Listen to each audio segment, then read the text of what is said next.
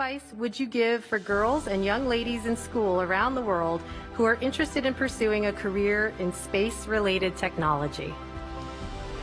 My advice, if you're attracted to it, go for it.